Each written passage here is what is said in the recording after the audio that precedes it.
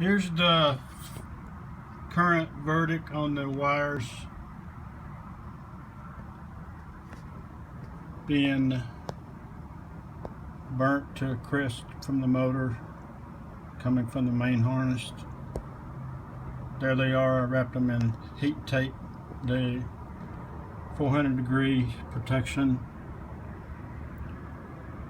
good sticky tape. Sticks on there, and then put some tie wraps on it to keep it tight. It goes back up under there. Right here.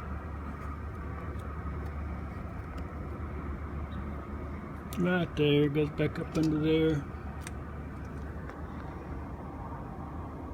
Wrapped it as far as I could wrap it. Should have did that when I first got the bike, but I didn't know there was going to be a multiple issue. Top Gun out.